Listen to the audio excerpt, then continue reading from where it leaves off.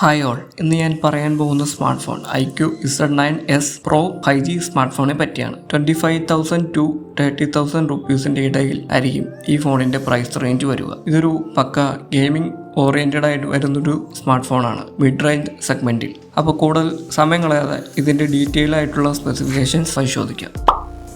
Processor ഇവിടെ തന്നിരിക്കുന്ന processor Snapdragon 7 Gen 3 പ്രോസസ്സറാണ്. 4nm fabrication technology നിർമ്മിച്ച പ്രോസസ്സറാണ്. ഇത് ക്ലോക്ക് ചെയ്തിരിക്കുന്നത് 2.6 GHz-ലാണ്. 8 കോർസുള്ള CPU ആണിത്. അതിൽ 1 പ്രൈം കോർ, അത് ക്ലോക്ക് സ്പീഡ് ചെയ്തിരിക്കുന്നത് 2.6 GHz-ലും 3 പെർഫോമൻസ് കോർസ്, അത് ക്ലോക്ക് സ്പീഡ് ചെയ്തിരിക്കുന്നത് 2.4 GHz-ലും 4 എഫിഷ്യൻസി കോർസ്, അത് ക്ലോക്ക് സ്പീഡ് ചെയ്തിരിക്കുന്നത് 1.8 GHz-ലുമാണ്. TSMC ബിൽഡ് ചെയ്ത ഒരു പ്രോസസ്സറാണ്. ഇതിൽ തന്നിരിക്കുന്ന GPU Adreno 720 GPU ആണ്. ഈ പ്രോസസ്സറിന്റെ ഇതിന്റെ AnTuTu സ്കോർ 8 lakhന്റെ മുകളിലാണ്. ഓവറോൾ നോക്കുമ്പോൾ മിഡ് റേഞ്ച് സെഗ്മെന്റിൽ പെർഫോമൻസ് ഓറിയന്റഡ് ആയിട്ടുള്ള ഒരു പ്രോസസ്സർ തന്നെയാണ് സ്നാപ്ഡ്രാഗൺ 7 Gen 3 പ്രോസസ്സർ. ഇനി സ്റ്റോറേജിലേക്ക് വന്നാൽ LPDDR4Xന്റെ 8GB 12GB റാം വേരിയൻസ് ആണ് വരുന്നത്. UFS 3.1ന്റെ 128GB ഇന്റേണൽ സ്റ്റോറേജ് ആണ് ഇവിടെ വരുന്നത്. മെമ്മറി കാർഡ് ഇടാനുള്ള ഓപ്ഷൻ ഉണ്ട്.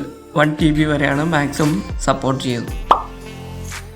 ഇനി ഡിസ്പ്ലേയിലേക്ക് വന്നാൽ 6.78 ഇഞ്ചിന്റെ full HD+ curved AMOLED display ആണ് ഇവിടെ തന്നിരിക്കുന്നത്. 388 പിക്സൽ ഡെൻസിറ്റി സപ്പോർട്ട് ചെയ്യുന്ന ഡിസ്പ്ലേ ആണത്. 4500 നിറ്റ്സ് ആണ് മാക്സിമം ബ്രൈറ്റ്നസ്. 1200 ഹെർട്സിന്റെ ടച്ച് സാമ്പിളിംഗ് റേറ്റുമുണ്ട്. 120 ഹെർട്സിന്റെ റിഫ്രഷ് റേറ്റ് സപ്പോർട്ട് ചെയ്യുന്ന ഡിസ്പ്ലേ ആണത്. പഞ്ച് ഹോൾ ഡിസ്പ്ലേ ആണത്.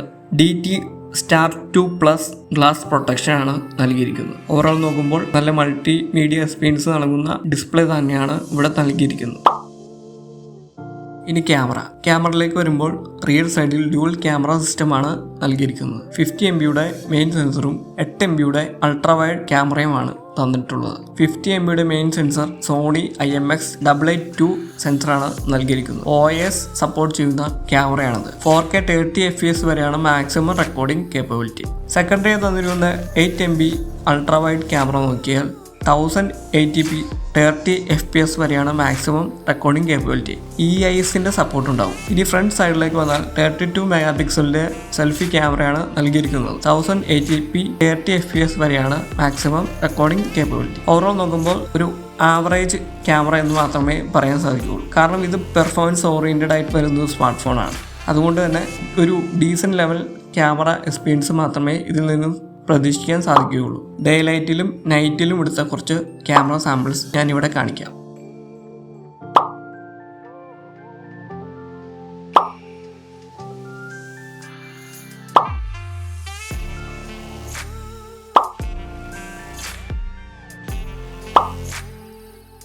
ഇനി ബാറ്ററിയിലേക്ക് വന്നാൽ 5500 mAhന്റെ ബാറ്ററിയാണ് തന്നിട്ടുള്ളത്. 80 വാട്ട്സിന്റെ ഫാസ്റ്റ് ചാർജിങ് സപ്പോർട്ടുമുണ്ട്. റിവേഴ്സ് വയേർഡ് ചാർജിങ് സപ്പോർട്ടും നൽകിയിട്ടുണ്ട്.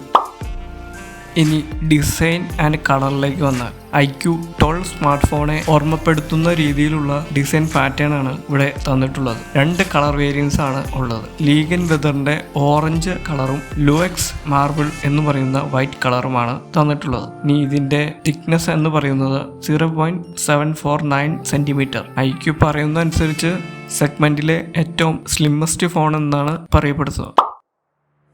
ഇനി സോഫ്റ്റ്വെയറിലേക്ക് വന്നാൽ FunTouchOS 14 ബേസ്ഡ് ഓൺ Android 14ലാണ് ഫോൺ ലോഞ്ച് ചെയ്യാൻ പോകുന്നത്. FunTouchOS അത്യാവശ്യം കേപ്പബിൾ ആയൊരു സോഫ്റ്റ്വെയർ തന്നെയാണ്.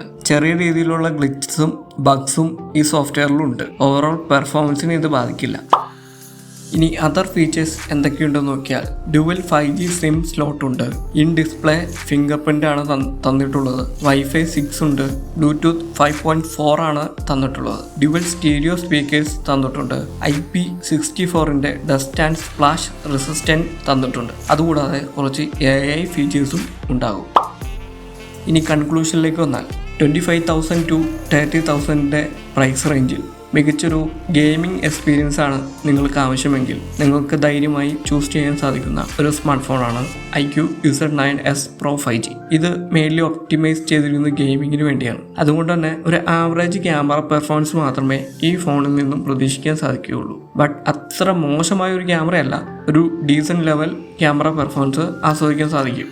ഞാൻ എക്സ്പെക്ട് ചെയ്യുന്ന പ്രൈസ് റേഞ്ച് 25,000-നാണ്. ആ ഒരു വിലയ്ക്കാണ് ഈ സ്മാർട്ട് ഫോൺ ലോഞ്ച് ചെയ്യുന്നതെങ്കിൽ ധൈര്യമായിട്ട് നിങ്ങൾക്ക് ചൂസ് ചെയ്യാൻ സാധിക്കുന്നൊരു സ്മാർട്ട് ഫോണാണിത്. ഇനി ഇതിൻ്റെ റേറ്റ് ഒരു 28,000, ഒരു 27,000 ആ റേഞ്ചിലൊക്കെ വന്നാൽ നിങ്ങൾക്ക് ഐക്യൂൻ്റെ തന്നെ മറ്റു ഓപ്ഷൻസും ഉണ്ട്. iQOO Neo 7 Pro, iQOO Neo 9 Pro, അങ്ങനെ കുറച്ച് ഓപ്ഷൻസൊക്കെ ഉണ്ട്. ഒരു 5,000 റുപ്പീസ് കൂടി ഇൻക്ലൂഡ് ചെയ്യാൻ സാധിച്ചാൽ ആ വേരിയൻസ് എടുക്കുക. അതിൻ്റെ ക്യാമറ പെർഫോമൻസും ഇതിൽ നിന്ന് കമ്പയർ ചെയ്യുമ്പോൾ ബെറ്ററാണ്.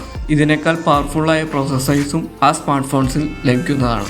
ഓക്കെ, ഓവറോൾ നോക്കിയാൽ ഞാൻ ഈ സ്മാർട്ട് ഫോൺ റെക്കമെൻഡ് ചെയ്യുന്നത് ഗെയിമേഴ്സിന് വേണ്ടി മാത്രമാണ്. അപ്പോൾ നിങ്ങൾക്ക് ഈ സ്മാർട്ട് ഫോൺ വാങ്ങാൻ താല്പര്യമുണ്ടെങ്കിൽ August 21 12 PM ഈ സ്മാർട്ട് ഫോൺ ലോഞ്ച് ചെയ്യാൻ പോകുന്നത്. ആമസോൺ വഴിയായിരിക്കും സ്മാർട്ട് ഫോൺ ലോഞ്ച് ചെയ്യുക. SBI, HDFC, ആക്സിസ് ബാങ്ക് കാർഡുകൾക്ക് ഓഫർ ഉണ്ടാവും. ആ ഓഫേഴ്സൊക്കെ മാക്സിമം ക്ലെയിം ചെയ്യാൻ നോക്കുക. അങ്ങനെയാണെങ്കിൽ നല്ലൊരു പ്രൈസ് റേഞ്ചിന് ഈ ഫോൺ നിങ്ങൾക്ക് വാങ്ങാൻ സാധിക്കും. അപ്പോൾ നിങ്ങൾക്ക് ഈ വീഡിയോ ഇഷ്ടപ്പെട്ടിട്ടുണ്ടെങ്കിൽ തീർച്ചയായും നമ്മുടെ ചാനലൊന്ന് സപ്പോർട്ട് ചെയ്യുക. അപ്പോൾ മറ്റൊരു ഇൻട്രസ്റ്റിംഗ് സ്മാർട്ട് ഫോൺസിൻ്റെ വിശേഷമായി വീണ്ടും വരാം. ബൈ.